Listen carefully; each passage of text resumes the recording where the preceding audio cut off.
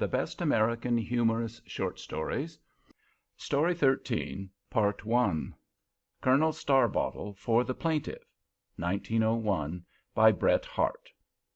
From Harper's Magazine, March, 1901, republished in the volume Openings in the Old Trail, 1902, by Bret Harte. Copyright 1902 by Houghton Mifflin Company, the authorized publishers of Bret Harte's complete works, reprinted by their permission. It had been a day of triumph for Colonel Starbottle. First, for his personality, as it would have been difficult to separate the colonel's achievements from his individuality. Second, for his oratorical abilities as a sympathetic pleader. And third, for his functions as the leading counsel for the Eureka Ditch Company versus the State of California. On his strictly legal performances in this issue I prefer not to speak.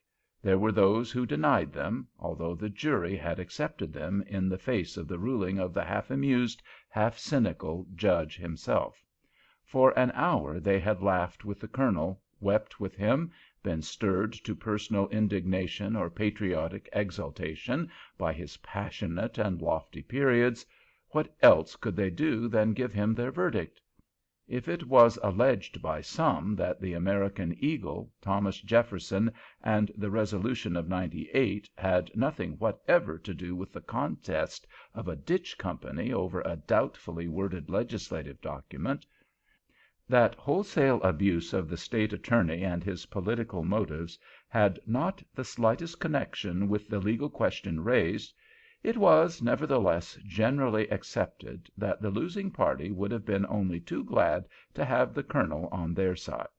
And Colonel Starbottle knew this as, perspiring, florid, and panting, he rebuttoned the lower buttons of his blue frock coat, which had become loosed in an oratorical spasm, and readjusted his old-fashioned spotless shirt-frill above it as he strutted from the court-room amidst the hand-shakings and acclamations of his friends. And here an unprecedented thing occurred. The colonel absolutely declined spirituous refreshment at the neighboring Palmetto Saloon, and declared his intention of proceeding directly to his office in the adjoining square. Nevertheless, the colonel quitted the building alone, and apparently unarmed except for his faithful gold-headed stick, which hung as usual from his forearm. The crowd gazed after him with undisguised admiration of this new evidence of his pluck. It was remembered also that a mysterious note had been handed to him at the conclusion of his speech, evidently a challenge from the State attorney. It was quite plain that the colonel, a practised duellist, was hastening home to answer it. But herein they were wrong. The note was in a female hand, and simply requested the colonel to accord an interview with the writer at the colonel's office as soon as he left the court. But it was an engagement that the colonel, as devoted to the fair sex as he was to the code, was no less prompt in accepting. He flicked away the dust from his spotless white trousers and varnished boots with his handkerchief, and settled his black cravat under his Byron collar as he neared his office. He was surprised, however, on opening the door of his private office, to find his visitor already there. He was still more startled to find her somewhat past middle age and plainly attired. But the colonel was brought up in a school of Southern politeness, already antique in the Republic, and his bow of courtesy belonged to the epoch of his shirt-frill and strapped trousers. No one could have detected his disappointment in his manner, albeit his sentences were short and incomplete. But the colonel's colloquial speech was apt to be fragmentary incoherencies of his larger oratorical utterances. "A thousand pardons for having kept a lady waiting, but congratulations of friends and courtesy due to them interfered with, though perhaps only heightened by procrastination, pleasure of ha!" And the colonel completed his sentence with a gallant wave of his fat, but white and well-kept hand. "Yes, I came to see you along of that speech of yours. I was in court. When I heard you getting it off on that jury, I says to myself that's the kind of lawyer I want, a man that's flowery and convincing, just the man to take up our case." "Ah, it's a matter of business, I see," said the colonel, inwardly relieved, but externally careless. "And may I ask the nature of the case?" "Well, it's a breach of promise suit," said the visitor, calmly. If the colonel had been surprised before, he was now really startled, and with an added horror that required all his politeness to conceal. Breach of promise cases were his peculiar aversion.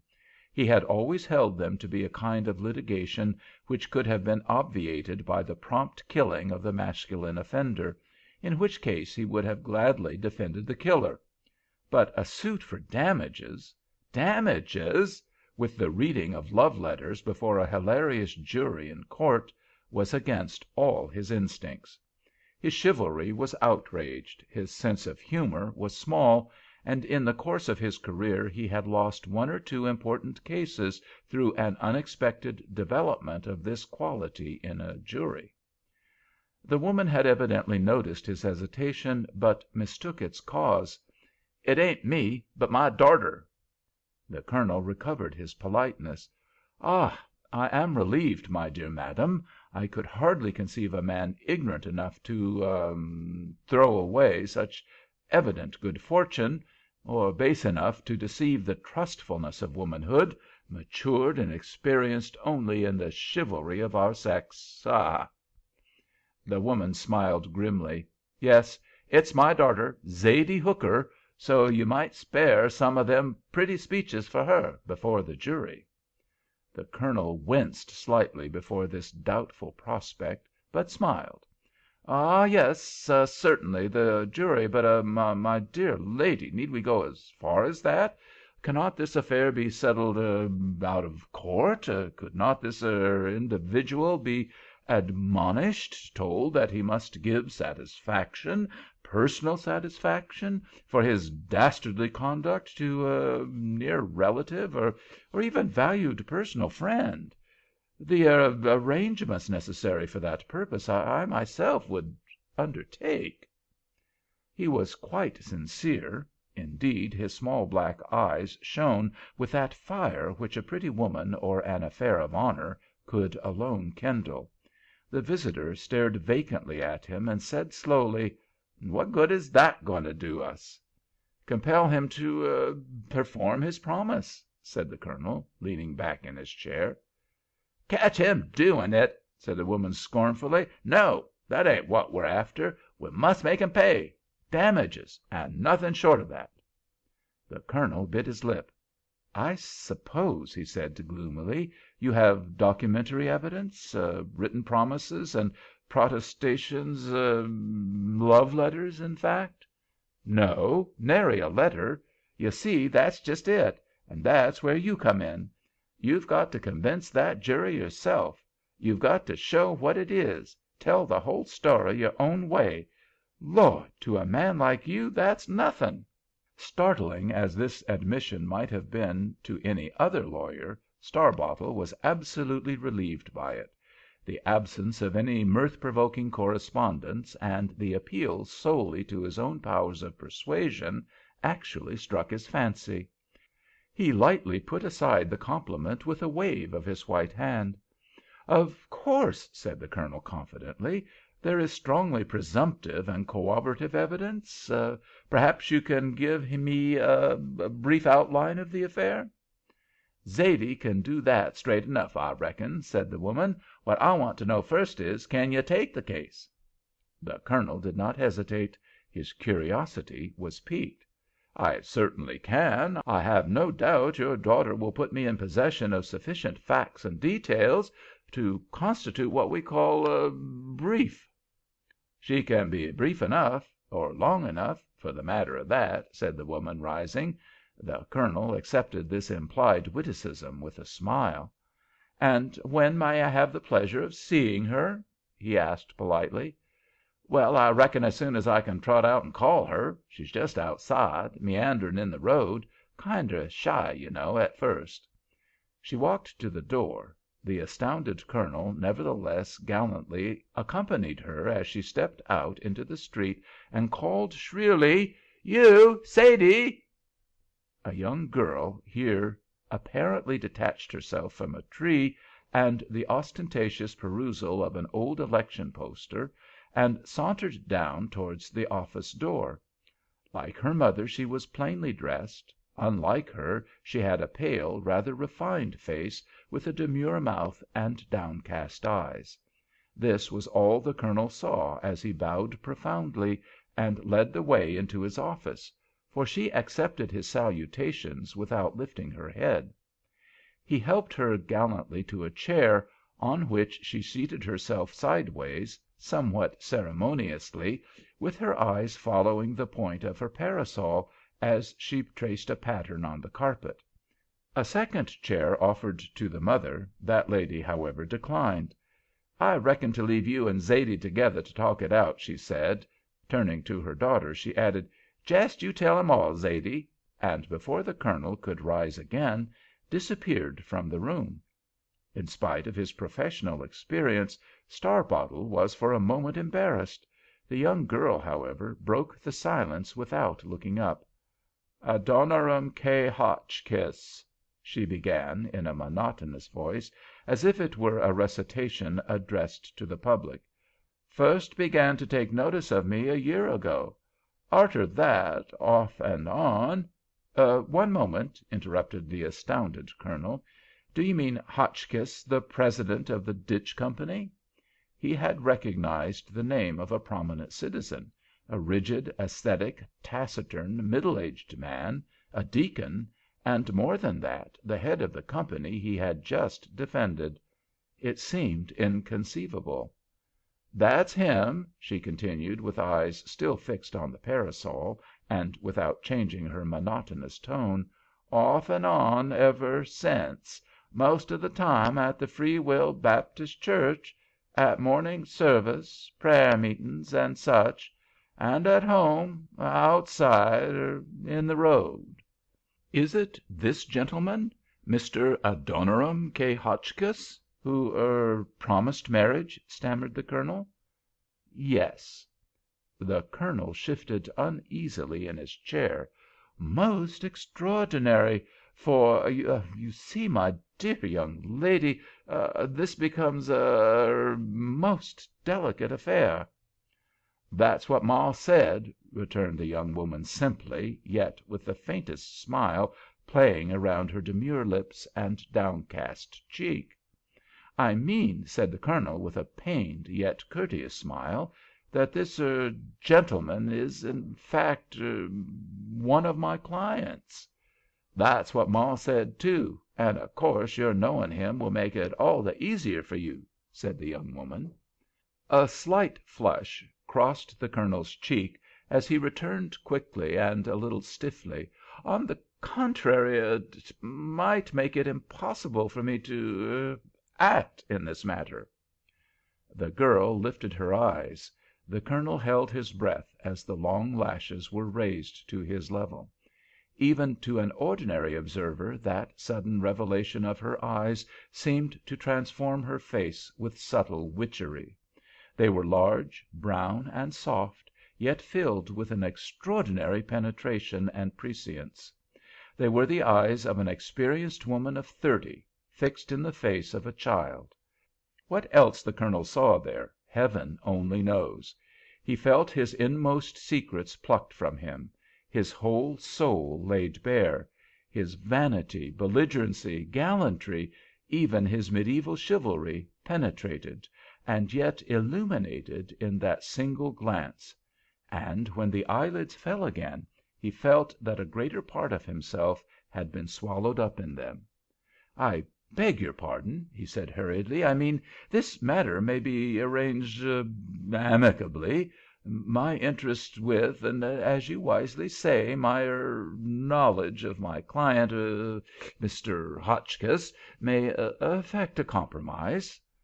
"And damages," said the young girl, readdressing her parasol as if she had never looked up. The Colonel winced. "And undoubtedly compensation. if you do not press a fulfilment of the promise, unless," he said, with an attempted return to his former easy gallantry, which, however, the recollection of her eyes made difficult, "it is a question of—the affections?" "Which?" said his fair client, softly. "If you still love him," explained the Colonel, actually blushing. Zaidee again looked up, again taking the Colonel's breath away, with eyes that expressed not only the fullest perception of what he had said, but of what he thought and had not said, and with an added subtle suggestion of what he might have thought. "That's telling," she said, dropping her long lashes again. The Colonel laughed vacantly. Then, feeling himself growing imbecile, he forced an equally weak gravity. "Pardon me, I understand there are no letters. May I know the way in which he formulated his declaration and promises?" "Hymn books," said the girl, briefly. "I beg your pardon?" said the mystified lawyer. "Hymn books. Marked words in them with pencil, and passed them on to me," repeated Zaidee. "Like love, dear, precious, sweet, and blessed," she added, accenting each word with a push of her parasol on the carpet. "Sometimes a whole line outer Tate and Brady, and Solomon's Song, you know, in sich." "I believe," said the Colonel, loftily, "that the phrases of sacred psalmody lend themselves to the language of the affections. But in regard to the distinct promise of marriage, was there no other expression?" "Marriage service in the prayer book? Lines and words outer that? All marked," said Zaidee. The Colonel nodded naturally and approvingly. "Very good. Were others cognizant of this? Were there any witnesses?" "Of course not," said the girl. "Only me and him. It was generally in church time, or prayer meeting. Once, in passing the plate, he slipped one of them peppermint lozenges with the letters stamped on it, 'I love you,' for me to take." The Colonel coughed slightly. "And you have the lozenge?" "I ate it," said the girl, simply. "Ah," said the Colonel. After a pause, he added delicately, "But were these attentions—confined to—sacred precincts? Did he meet you elsewhere?" "Useter pass our house on the road," returned the girl, dropping into her monotonous recital, "and useter signal." "Signal," repeated the Colonel, approvingly. "Yes, he'd say 'Kerrow,' and I'd say 'Kerree.' Suthin' like a bird, you know." Indeed, as she lifted her voice in imitation of the call, the Colonel thought it certainly very sweet and birdlike. At least as she gave it. With his remembrance of the grim deacon, he had doubts as to the melodiousness of his utterance. He gravely made her repeat it. "And after that signal?" he added, suggestively. "He'd pass on," said the girl. The Colonel coughed slightly, and tapped his desk with his penholder. "Were there any endearments—caresses, such as taking your hand, or clasping your waist?" he suggested, with a gallant yet respectful sweep of his white hand and bowing of his head. "Slight pressure of your finger tips in the changes of a dance? I mean," he corrected himself with an apologetic cough, "in the passing of the plate?" "No, he was not what you'd call fond," returned the girl. "Ah! Adoniram K. Hotchkiss was not fond, in the ordinary acceptance of the word," said the Colonel, with professional gravity.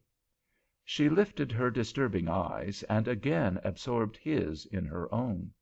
She also said "Yes," although her eyes, in their mysterious prescience of all he was thinking, disclaimed the necessity of any answer at all.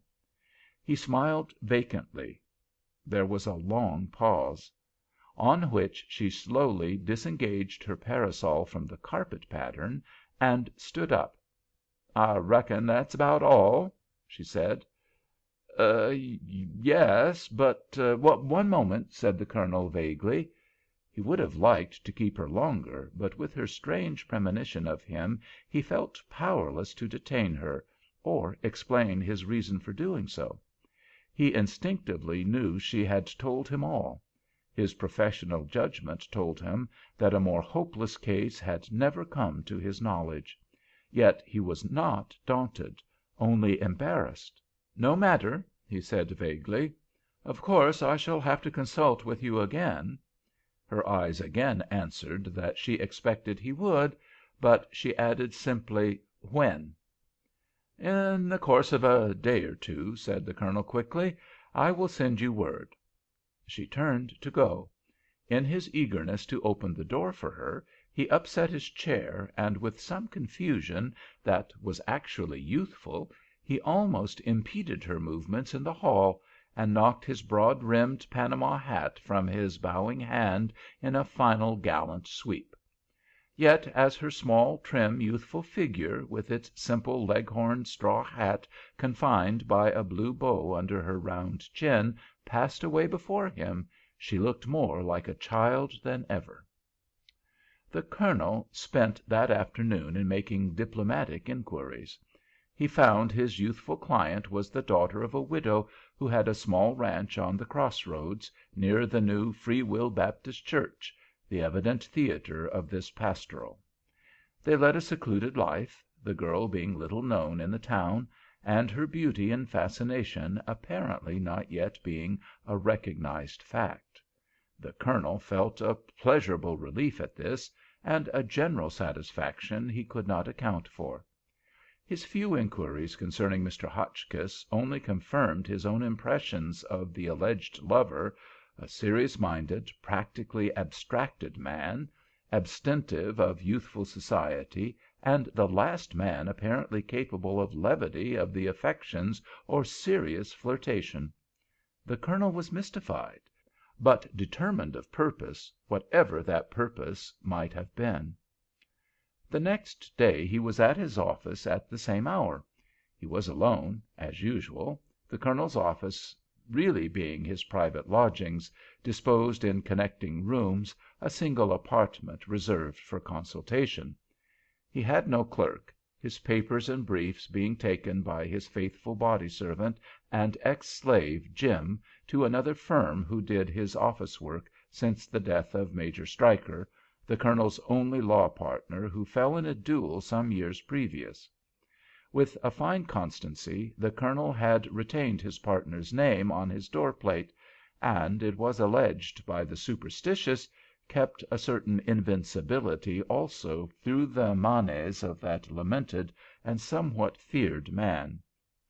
The Colonel consulted his watch, whose heavy gold case still showed the marks of a providential interference with a bullet destined for its owner, and replaced it with some difficulty and shortness of breath in his fob. At the same moment he heard a step in the passage, and the door opened to Adoniram K. Hotchkiss. The Colonel was impressed. He had a duellist's respect for punctuality. The man entered with a nod, and the expectant, inquiring look of a busy man. As his feet crossed that sacred threshold, the Colonel became all courtesy. He placed a chair for his visitor, and took his hat from his half-reluctant hand. He then opened a cupboard, and brought out a bottle of whiskey and 2 glasses. Slight refreshment, Mr. Hotchkiss," he suggested, politely. "I never drink," replied Hotchkiss, with a severe attitude of a total abstainer. Not the finest Bourbon whiskey, selected by a Kentucky friend?" "No?" "Pardon me. A cigar, then, the mildest Havana?" "I do not use tobacco nor alcohol in any form," repeated Hotchkiss, aesthetically. "I have no foolish weaknesses." The Colonel's moist, beady eyes swept silently over his client's sallow face. He leaned back comfortably in his chair, and, half closing his eyes as in dreamy reminiscence, said slowly, Your reply, Mr. Hotchkiss, reminds me of a singular circumstance that occurred, in point of fact, at the St. Charles Hotel, New Orleans. Pinky Hornblower, personal friend, invited Senator Doolittle to join him in a social glass. Received, singularly enough, reply similar to yours. "Don't drink nor smoke," said Pinky. "Gad, sir, you must be mighty sweet on the ladies." "Ha!" The Colonel paused long enough to allow the faint flush to pass from Hotchkiss' cheek, and went on, half closing his eyes.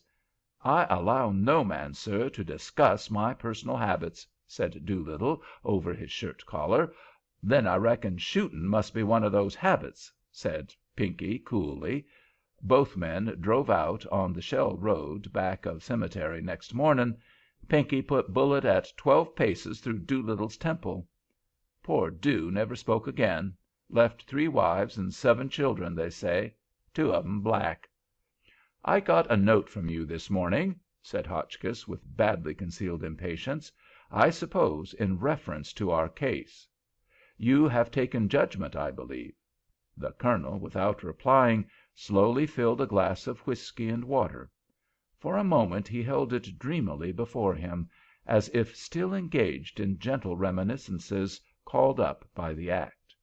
Then, tossing it off, he wiped his lips with a large white handkerchief, and, leaning back comfortably in his chair, said, with a wave of his hand, "The interview I requested, Mr. Hotchkiss, concerns a subject which I may say is, at present, not of a public or business nature, although later it might become both. It is an affair of some delicacy." The Colonel paused, and Mr. Hotchkiss regarded him with increased impatience. The Colonel, however, continued with unchanged deliberation. "It concerns a young lady, a beautiful, high-souled creature, sir, who, apart from her personal loveliness, I may say, is of one of the first families of Missouri, and not remotely connected by marriage with one of my boyhood's dearest friends." The latter, I grieve to say, was a pure invention of the Colonel's, an oratorical addition to the scanty information he had obtained the previous day. "The young lady," he continued blandly, "enjoys the further distinction of being the object of such attention from you as would make this interview really a confidential matter among friends and relations in present and future. I need not say that the lady I refer to is Miss Zaidee Juno Hooker, only daughter of Elmira Ann Hooker, relict of Jefferson Brown Hooker, formerly of Boone County, Kentucky, and latterly of Pike County, Missouri." The sallow, ascetic hue of Mr. Hotchkiss' face had passed through a livid and then a greenish shade, and finally settled into a sullen red. "What's all this about?" he demanded, roughly. The least touch of belligerent fire came into Starbottle's eyes, but his bland courtesy did not change. "I believe," he said, politely, "I have made myself clear as between gentlemen, though perhaps not as clear as I should to a jury." Mr. Hotchkiss was apparently struck with some significance in the lawyer's reply. "I don't know," he said, in a lower and more cautious voice, "what you mean by what you call my attentions to any one, or how it concerns you.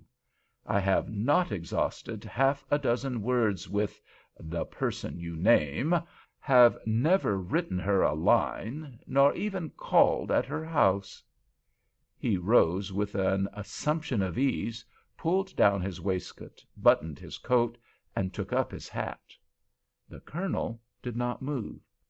"I believe I have already indicated my meaning in what I have called your attentions," said the Colonel, blandly, "and given you my concern for speaking as a mutual friend. As to your statement of your relations with Miss Hooker, I may state that it is fully corroborated by the statement of the young lady herself in this very office yesterday." "Then what does this impertinent nonsense mean? Why am I summoned here?" said Hotchkiss, furiously. "Because," said the Colonel, deliberately, "that statement is infamously, yes, damnably, to your discredit, sir." Mr. Hotchkiss was here seized by one of those important and inconsistent rages which occasionally betray the habitually cautious and timid man. He caught up the Colonel's stick, which was lying on the table. At the same moment the Colonel, without any apparent effort, grasped it by the handle. To Mr. Hotchkiss's astonishment, the stick separated in two pieces, leaving the handle and about 2 feet of narrow, glittering steel in the Colonel's hand. The man recoiled, dropping the useless fragment. The Colonel picked it up, fitting the shining blade in it, clicking the spring, and then rising, with a face of courtesy, yet of unmistakably genuine pain, and with even a slight tremor in his voice, said gravely, "Mr. Hotchkiss, I owe you 1,000 apologies, sir, that a weapon should be drawn by me, even through your own inadvertence, under the sacred protection of my roof, and upon an unarmed man.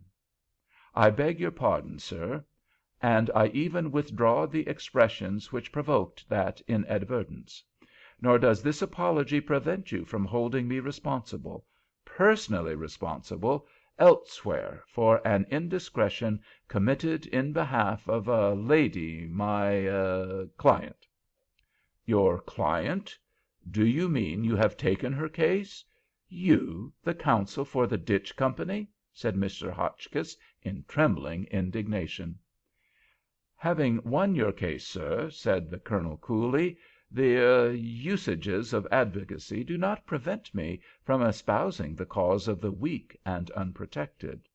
"We shall see, sir," said Hotchkiss, grasping the handle of the door and backing into the passage. "There are other lawyers who—" "Permit me to see you out," interrupted the Colonel, rising politely. "Will be ready to resist the attacks of blackmail," continued Hotchkiss, retreating along the passage. "And then you will be able to repeat your remarks to me in the street," continued the Colonel, bowing as he persisted in following his visitor to the door. But here Mr. Hotchkiss quickly slammed it behind him and hurried away. The Colonel returned to his office, and, sitting down, took a sheet of letter paper bearing the inscription, "Starbottle and Stryker, Attorneys and Counselors," and wrote the following lines: "Hooker versus Hotchkiss. Dear Madam, having had a visit from the defendant in above, we should be pleased to have an interview with you at 2 P.M. tomorrow. Your obedient servants, Starbottle and Stryker." This he sealed and dispatched by his trusted servant Jim, and then devoted a few moments to reflection. It was the custom of the Colonel to act first, and justify the action by reason afterwards. He knew that Hotchkiss would at once lay the matter before rival counsel. He knew that they would advise him that Miss Hooker had no case, that she would be non-suited on her own evidence, and he ought not to compromise, but be ready to stand trial. He believed, however, that Hotchkiss feared that exposure, and although his own instincts had been at first against that remedy, he was now instinctively in favor of it. He remembered his own power with a jury. His vanity and his chivalry alike approved of this heroic method. He was bound by the prosaic facts. He had his own theory of the case, which no mere evidence could gainsay. In fact, Mrs. Hooker's own words that he was to tell the story in his own way actually appeared to him an inspiration and a prophecy. Perhaps there was something else, due possibly to the lady's wonderful eyes, of which he had thought much. Yet it was not her simplicity that affected him solely. On the contrary, it was her apparent intelligent reading of the character of her recreant lover, and of his own. Of all the Colonel's previous light or serious loves, none had ever before flattered him in that way; and it was this, combined with the respect which he had held for their professional relations, that precluded his having a more familiar knowledge of his client through serious questioning or playful gallantry. I am not sure it was not part of the charm to have a rustic femme incomprise as a client. Nothing could exceed the respect with which he greeted her as she entered his office the next day. He even affected not to notice that she had put on her best clothes, and he had no doubt appeared as when she had first attracted the mature yet faithless attentions of Deacon Hotchkiss at church. A white virginal muslin was belted around her slim figure by a blue ribbon, and her leghorn hat was drawn around her oval cheek by a bow of the same color. She had a Southern girl's narrow feet, encased in white stockings and kid slippers, which were crossed primly before her as she sat in a chair supporting her arm by her faithful parasol planted firmly on the floor. A faint odor of southernwood exhaled from her, and, oddly enough, stirred the Colonel with a far-off recollection of a pine-shaded Sunday school on a Georgia hillside, and of his first love, aged 10, in a short starched frock. Possibly it was the same recollection that revived something of the awkwardness he had felt then. He, however, smiled vaguely, and, sitting down, coughed slightly, and placed his finger-tips together. "I have had an interview with Mr. Hotchkiss, but I regret to say there seems to be no prospect of compromise." He paused, and to his surprise her listless company face lit up with an adorable smile. "Of course! Catch 'em!" she said. "Was he mad when you told him?" She put her knees comfortably together and leaned forward for a reply. End of Project Gutenberg's Part 1. Story 13, Colonel Starbottle for the Plaintiff, 1901, Part 2, by Bret Harte. For all that, wild horses could not have torn from the Colonel a word about Hotchkiss' anger. "He expressed his intention of employing counsel and defending a suit," returned the Colonel, affably basking in her smile. She dragged her chair nearer his desk. "Then you'll fight him tooth and nail?" she said eagerly. "You'll show him up? You'll tell the whole story your own way? You'll give him fits? And you'll make him pay? Sure?" she went on breathlessly. "I will," said the Colonel, almost as breathlessly. She caught his fat white hand, which was lying on the table, between her own and lifted it to her lips. He felt her soft young fingers even through the lisle thread gloves that encased them, and the warm moisture of her lips upon his skin.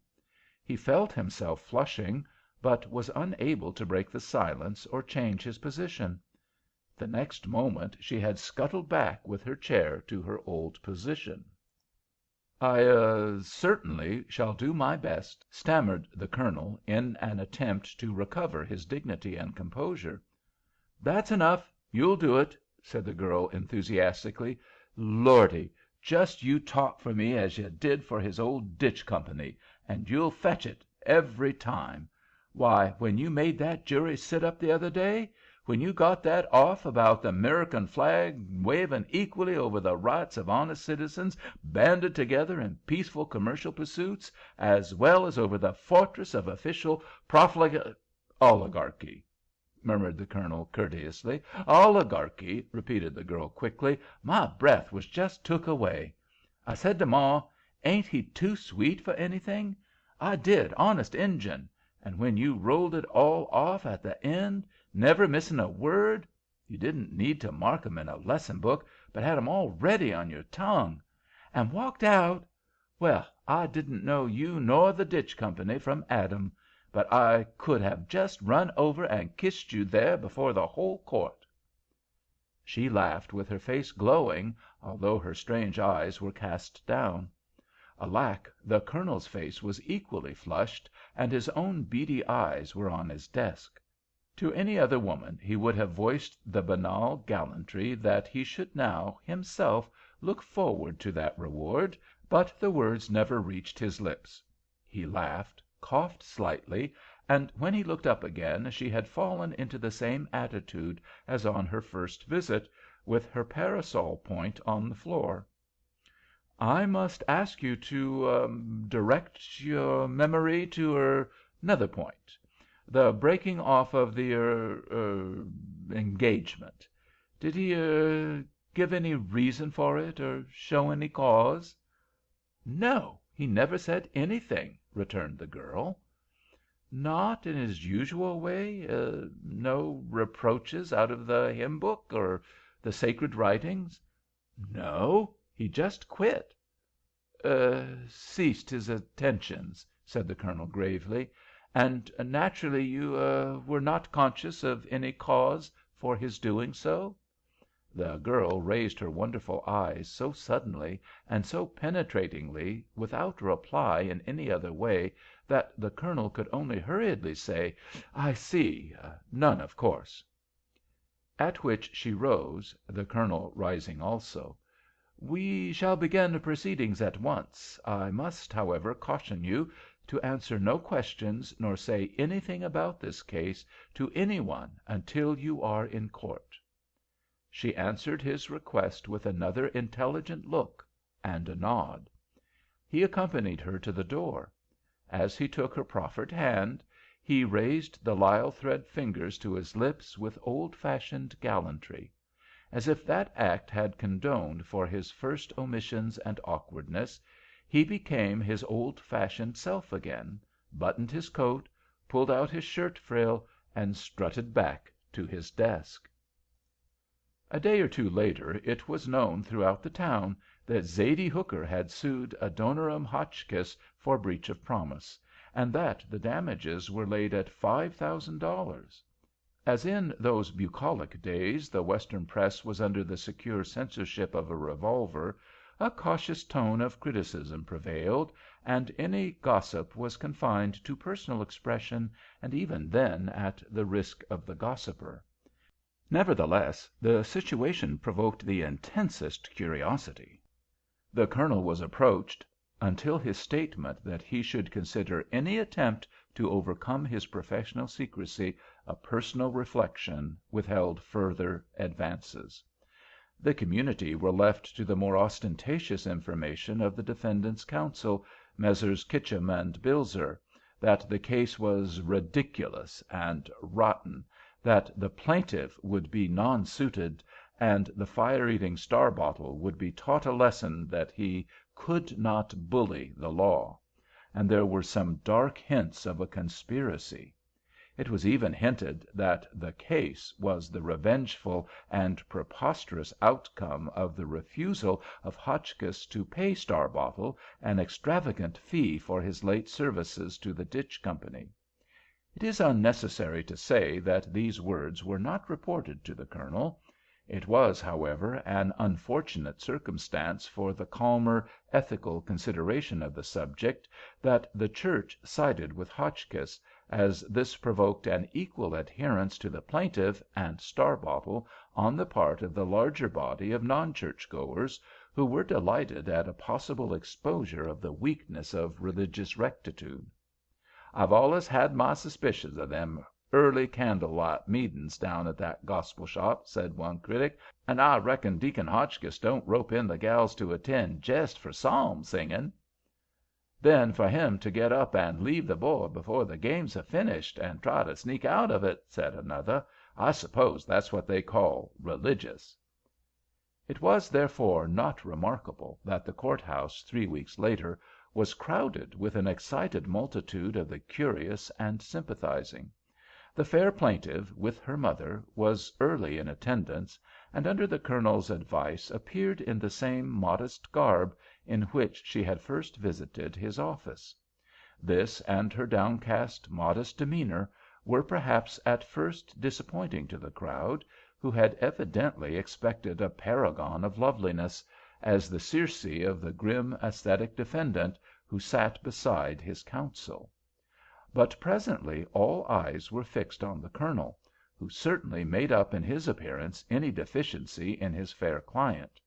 His portly figure was clothed in a blue dress coat with brass buttons, a buff waistcoat which permitted his frilled shirt front to become erectile above it, a black satin stock which confined a boyish turned-down collar around his full neck, and immaculate drill trousers strapped over varnished boots. A murmur ran around the court. "Old Personally Responsible had got his war paint on." "The old war horse is smelling powder," were whispered comments. Yet for all that, the most irreverent among them recognized vaguely in this bizarre figure something of an honored past in their country's history, and possibly felt the spell of old deeds and old names that had once thrilled their boyish pulses. The new district judge returned Colonel Starbottle's profoundly punctilious bow. The colonel was followed by his negro servant, carrying a parcel of hymn books and Bibles, who, with a courtesy evidently imitated from his master, placed one before the opposite counsel. This, after a first curious glance, the lawyer somewhat superciliously tossed aside. But when Jim, proceeding to the jury box, placed with equal politeness the remaining copies before the jury, the opposite counsel sprang to his feet. "I want to direct the attention of the court to this unprecedented tampering with the jury by this gratuitous exhibition of matter impertinent and irrelevant to the issue." The judge cast an inquiring look at Colonel Starbottle. "May it please the court," returned Colonel Starbottle with dignity, ignoring the counsel, "the defendant's counsel will observe that he is already furnished with the matter, which I regret to say he has treated, in the presence of the court and of his client, a deacon of the church, with great superciliousness. When I state to your honor that the books in question are hymn books and copies of the Holy Scriptures, and that they are for the instruction of the jury, to whom I shall have to refer them in the course of my opening, I believe I am within my rights." "The act is certainly unprecedented," said the judge dryly, "but unless the counsel for the plaintiff expects the jury to sing from these hymn books, their introduction is not improper, and I cannot admit the objection. As defendant's counsel are furnished with copies also, they cannot plead surprise, as in the introduction of new matter, and as plaintiff's counsel relies evidently upon the jury's attention to his opening, he would not be the first person to distract it." After a pause, he added, addressing the colonel, who remained standing, "The court is with you, sir. Proceed." But the colonel remained motionless and statuesque, with folded arms. "I have overruled the objection," repeated the judge. "You may go on." "I am waiting, your honor, for the withdrawal by the defendant's counsel of the word 'tampering,' as refers to myself, and of 'impertinent,' as refers to the sacred volumes." "The request is a proper one, and I have no doubt will be acceded to," returned the judge quietly. The defendant's counsel rose and mumbled a few words of apology, and the incident closed. There was, however, a general feeling that the colonel had in some way scored, and if his object had been to excite the greatest curiosity about the books, he had made his point. But, impassive of his victory, he inflated his chest with his right hand in the breast of his buttoned coat, and began. His usual high color had paled slightly, but the small pupils of his prominent eyes glittered like steel.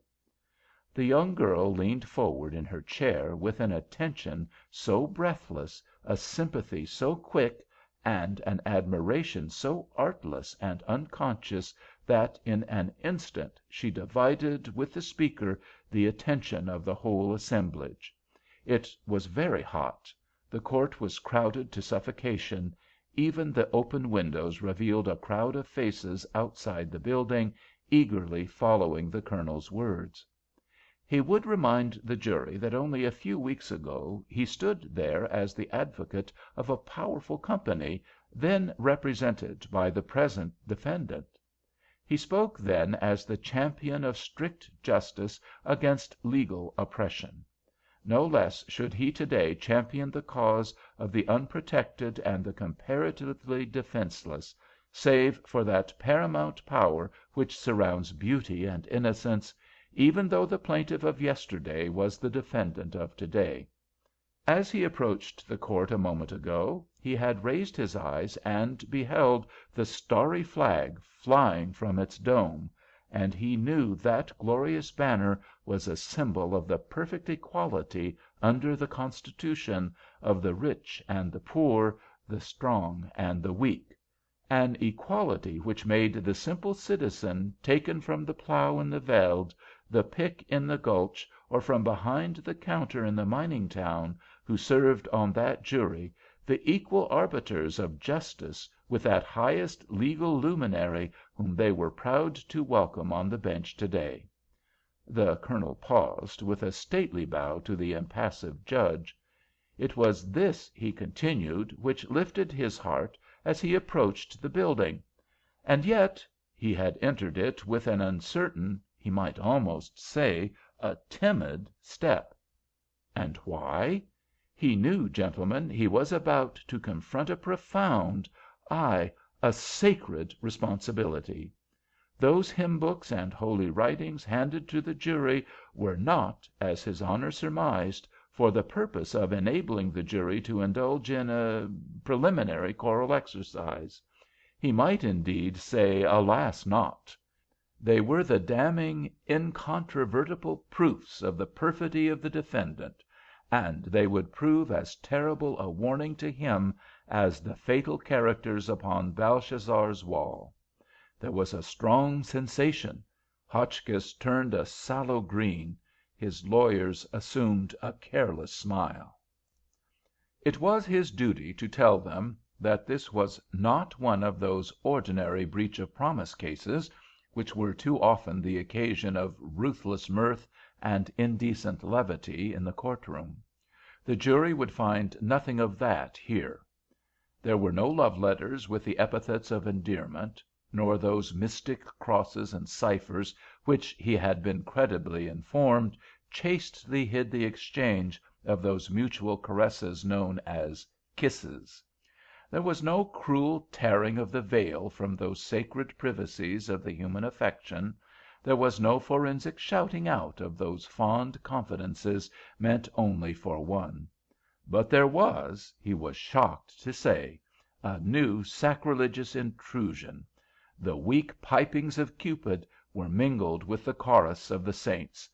The sanctity of the temple, known as the meeting-house, was desecrated by proceedings more in keeping with the shrine of Venus, and the inspired writings themselves were used as the medium of amatory and wanton flirtation by the defendant in his sacred capacity as deacon. The Colonel artistically paused after this thunderous denunciation. The jury turned eagerly to the leaves of the hymn books, but the larger gaze of the audience remained fixed upon the speaker and the girl, who sat in rapt admiration of his periods. After the hush, the Colonel continued in a lower and sadder voice. There are perhaps few of us here, gentlemen, with the exception of the defendant, who can arrogate to themselves the title of regular church-goers, or to whom these humbler functions of the prayer meeting, the Sunday school, and the Bible class are habitually familiar. Yet, more solemnly, down in your hearts is the deep conviction of our shortcomings and failings, and a laudable desire that others at least should profit by the teachings we neglect. Perhaps, he continued, closing his eyes dreamily, there is not a man here who does not recall the happy days of his boyhood, the rustic village spire, the lessons shared with some artless village maiden, with whom he later sauntered hand in hand through the woods, as the simple rhyme rose upon their lips, "Always make it a point to have it a rule, never to be late at the Sabbath school." He would recall the strawberry feasts, the welcome annual picnic, redolent with hunks of gingerbread and sarsaparilla.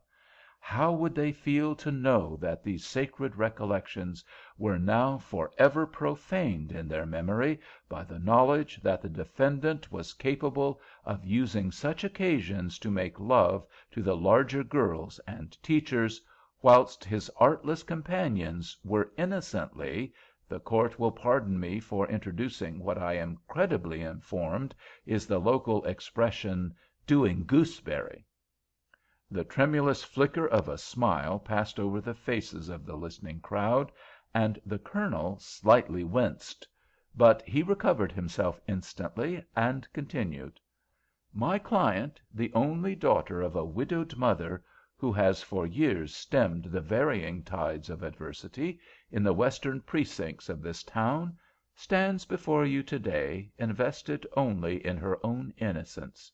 She wears no rich gifts of her faithless admirer, is panoplied in no jewels, rings, nor mementos of affection, such as lovers delight to hang upon the shrine of their affections. Hers is not the glory with which Solomon decorated the Queen of Sheba, though the defendant, as I shall show later, clothed her in the less expensive flowers of the king's poetry. No, gentlemen, the defendant exhibited in this affair a certain frugality of pecuniary investment, which I am willing to admit may be commendable in his class. His only gift was characteristic alike of his methods and his economy. There is, I understand, a certain not unimportant feature of religious exercise known as taking a collection. The defendant, on this occasion, by the mute presentation of a tip plate covered with baize, solicited the pecuniary contributions of the faithful. On approaching the plaintiff, however, he himself slipped a love token upon the plate and pushed it towards her. That love token was a lozenge, a small disc, I have reason to believe, concocted of peppermint and sugar, bearing upon its reverse surface the simple words, "I love you."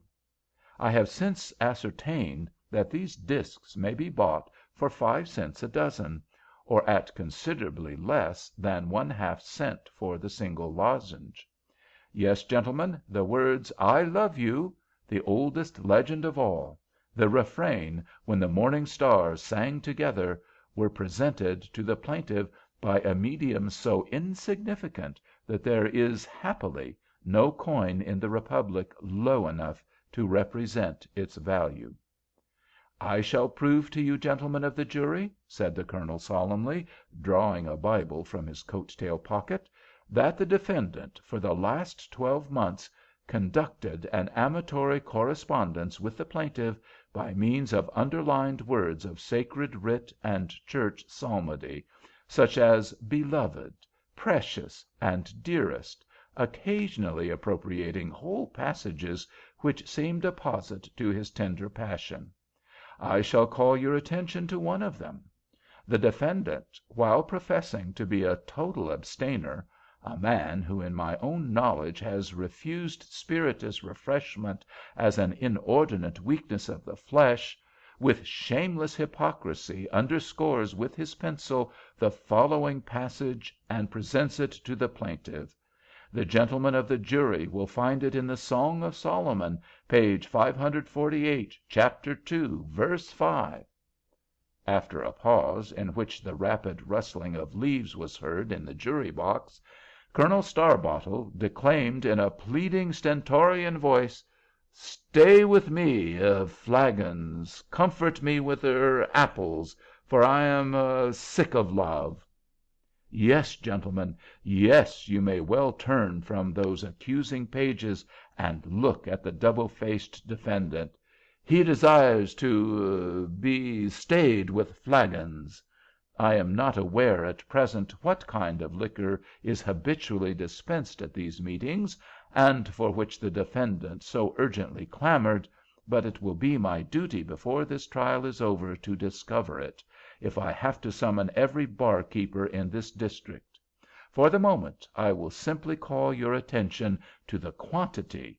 It is not a single drink that the defendant asks for, not a glass of light and generous wine, to be shared with his inamorata, but a number of flagons or vessels, each possibly holding a pint measure for himself." The smile of the audience had become a laugh. The judge looked up warningly, when his eye caught the fact that the colonel had again winced at this mirth. He regarded him seriously. Mr. Hotchkiss's counsel had joined in the laugh affectedly, but Hotchkiss himself was ashy pale. There was also a commotion in the jury box, a hurried turning over of leaves, and an excited discussion. "The gentlemen of the jury," said the judge with official gravity, "will please keep order, and attend only to the speeches of counsel. Any discussion here is irregular and premature, and must be reserved for the jury room after they have retired." The foreman of the jury struggled to his feet. He was a powerful man with a good-humored face, and, in spite of his infelicitous nickname of the "Bone Breaker," had a kindly, simple, but somewhat emotional nature. Nevertheless, it appeared as if he were laboring under some powerful indignation. "Can we ask a question, Judge?" he said respectfully, although his voice had the unmistakable Western American ring in it, as of one who was unconscious that he could be addressing any but his peers. "Yes," said the judge good-humoredly. "We're finding in this yer piece, out of which the colonel has just been a-quoting, some language that me and my partners allow ain't oughter to be read out afore a young lady in court, and we want to know of you, as a fair-minded and impartial man, ef this is the regular kind of book given to gals and babies down at the meeting house." "The jury will please follow the counsel's speech without comment," said the judge, briefly, fully aware that the defendant's counsel would spring to his feet, as he did promptly. "The court will allow us to explain to the gentlemen that the language they seem to object to has been accepted by the best theologians for the last 1,000 years as being purely mystic. As I will explain later, those are merely symbols of the Church." "Of what?" interrupted the foreman, in deep scorn. "Of the Church." "We ain't asking any questions of you, and we ain't taking any answers," said the foreman, sitting down promptly. "I must insist," said the judge sternly, "that the plaintiff's counsel be allowed to continue his opening without interruption. You," to defendant's counsel, "will have your opportunity to reply later." The counsel sank down in his seat with the bitter conviction that the jury was manifestly against him, and the case as good as lost. But his face was scarcely as disturbed as his client's, who, in great agitation, had begun to argue with him wildly, and was apparently pressing some point against the lawyer's vehement opposal. The colonel's murky eyes brightened as he still stood erect with his hand thrust in his breast. "It will be put to you, gentlemen, when the counsel on the other side refrains from mere interruption and confines himself to reply, that my unfortunate client has no action, no remedy in law, because there were no spoken words of endearment. But, gentlemen, it will depend upon you to say what are and what are not articulate expressions of love.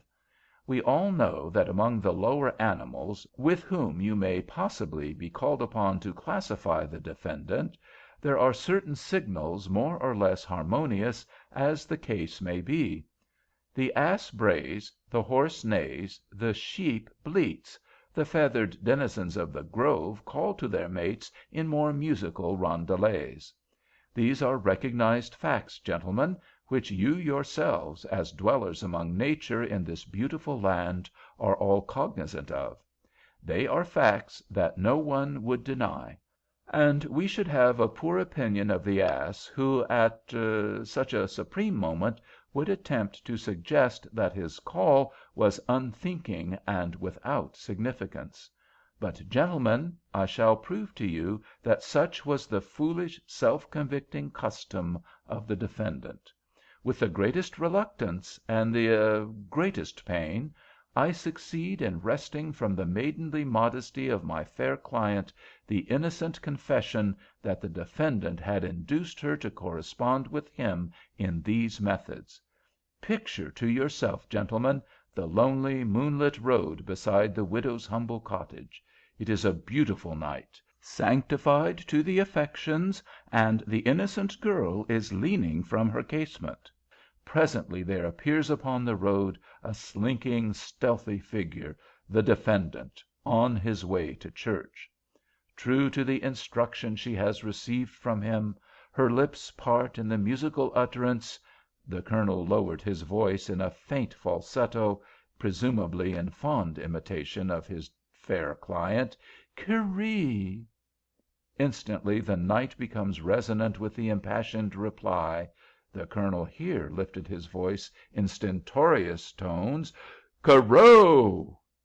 Again, as he passes, arises the soft "Kerree!"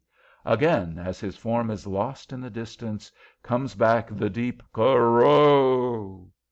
A burst of laughter, long, loud, and irrepressible, struck the whole court‐room; and before the judge could lift his half–composed face and take his handkerchief from his mouth, a faint "Kerree!" from some unrecognized obscurity of the court‐room was followed by a loud "Kerrow!" from some opposite locality.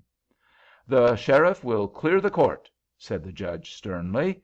But alas, as the embarrassed and choking officials rushed hither and thither, a soft "Kerree!" from the spectators at the window outside the court‐house was answered by a loud chorus of "Kerrows!" from the opposite windows, filled with onlookers.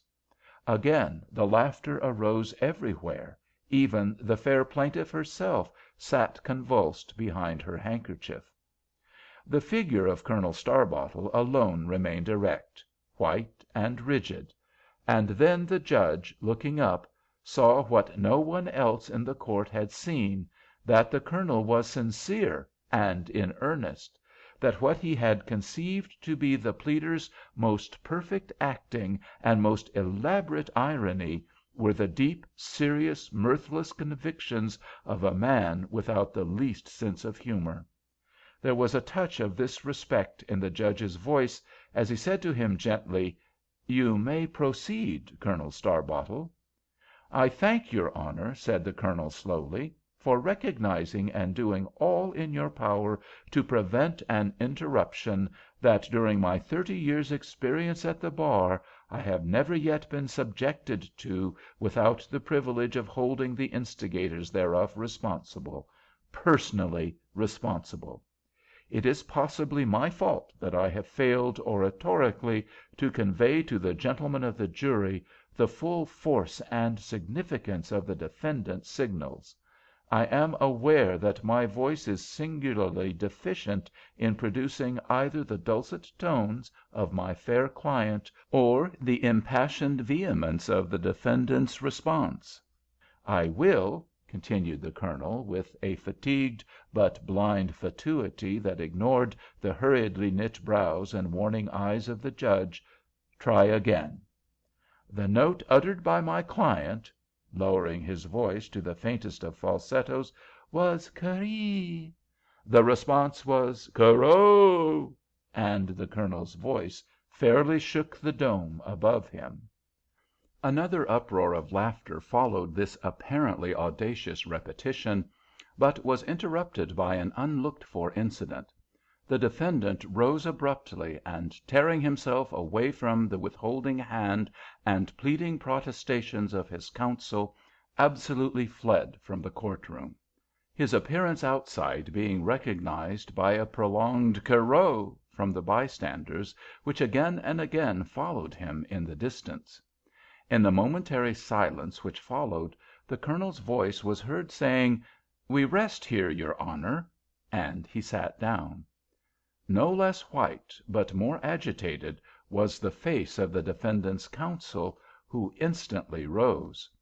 "For some unexplained reason, your Honor, my client desires to suspend further proceedings with a view to effect a peaceable compromise with the plaintiff. As he is a man of wealth and position, he is able and willing to pay liberally for that privilege; while I, as his counsel, am still convinced of his legal irresponsibility, as he has chosen, however, to publicly abandon his rights here. I can only ask your Honor's permission to suspend further proceedings until I can confer with Colonel Starbottle." "As far as I can follow the pleadings," said the Judge gravely, "the case seems to be hardly one for litigation, and I approve the defendant's course, while I strongly urge the plaintiff to accept it." Colonel Starbottle bent over his fair client. Presently he rose, unchanged in look or demeanor. "I yield, your Honor, to the wishes of my client and lady. We accept." Before the court adjourned that day, it was known throughout the town that Adoniram K. Hotchkiss had compromised the suit for $4,000 and cost. Colonel Starbottle had so far recovered his equanimity as to strut jauntily towards his office, where he was to meet his fair client. He was surprised, however, to find her already there, and in company with a somewhat sheepish-looking young man, a stranger. If the Colonel had any disappointment in meeting a third party to the interview, his old-fashioned courtesy did not permit him to show it. He bowed graciously and politely motioned them each to a seat. "I reckoned I'd bring Hiram round with me," said the young lady, lifting her searching eyes, after a pause, to the Colonel's, "though he was awful shy, and allowed that you didn't know him from Adam, or even suspected his existence. But I said, 'There's just where you slip up, Hiram. A powerful man like the Colonel knows everything, and I've seen it in his eye. Lordy," she continues with a laugh, leaning forward over her parasol, as her eyes again sought the Colonel's, "don't you remember when you asked me if I loved that old Hotchkiss, and I told you that's tellin', and you looked at me? Lordy, I knew then you suspected there was a Hiram somewhere, as good as if I'd told you. Now just you get up, Hiram, and give the Colonel a good handshake. For if it wasn't for him and his searching ways and his awful power of language, I wouldn't have got that $4,000 out of that flirty old Hotchkiss, enough to buy a farm so you and me could get married. That's what you owe to him. Don't stand there like a stuck fool staring at him. He won't eat you, though he's killed many a better man. Come, have I got to do all the kissing?" It is of record that the Colonel bowed so courteously and so profoundly that he managed not merely to evade the proffered hand of the shy Hiram, but to only lightly touch the franker and more impulsive finger-tips of the gentle Zaidee. "I offer my sincerest congratulations, though I think you overestimate my powers of penetration. Unfortunately, a pressing engagement, which may oblige me also to leave town to-night, forbids my saying more.